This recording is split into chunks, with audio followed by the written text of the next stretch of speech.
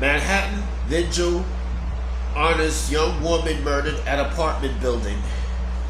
Yasmin Williams was an adventure seeker who wanted to be a lawyer but never got to live out all of her dreams. Family members and friends of Williams, who was found dead in a sleeping bag in Kips Bay last week, remembered her at a tearful vigil on Saturday night as a loving person with lofty ambitions left unfulfilled, with her life taken from her. Mourners had flowers and lit candles and propped up photos of the 31-year-old Williams outside 207 East 27th Street, the same spot where she was found murdered on July 5th. The heartache was still too much for many nearly Strauss House's residents, still in disbelief that the young woman, so full of life in the snapshots posed at the vigil site, had been last week in such a horrific act. Williams' mother, Nicole Williams, told AM New York Metro that her daughter was a free spirit who adored her family. She was adventurous, she liked to take trips, and she loved her family. Living life, Nicole Williams cried from behind dark glasses. She was loved.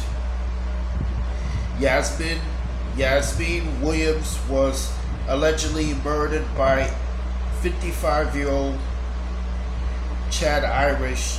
Police said he lived with Williams inside of 236 East 28th Street in a relationship allegedly tied to drug use. Authorities believe Irish shot the young woman in the head on July 5th. The motive for the gruesome murder remains unknown and under investigation. Excuse me. Following the killing, police reported. Irish allegedly wrapped her body in a sleeping bag and dragged it out of the building behind his motorized wheelchair in plain sight of neighbors. Chad Irish is removing that package, a sleeping bag, from the location in his wheelchair. Quite a few residents were more than happy to hold the door open for him as he wheeled the body down the street. Chief of Detectives Joseph Kenny said at a recent NYPD press briefing. On July 8th, Irish was taken into custody by police after he allegedly flashed a firearm at fellow Strauss House's residents when they recognized him for dumping the body.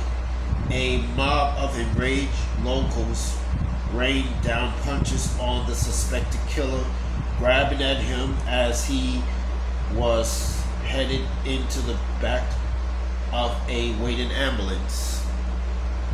She walked my dog, Irish said, after being charged with murder. I really don't know who you are talking about. At the July 13th vigil, Yasmin Williams' grandmother, who she affectionately called Mama, sat in a chair on the sidewalk, looked down at the growing memorial, and considered all that her granddaughter still had to give. She was a Christian. She loved God. She was funny. She had lots of friends.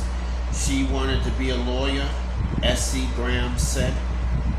She called me Mama, and she said, Mama, I love you more than anybody in this world. That's all I have to say for this video.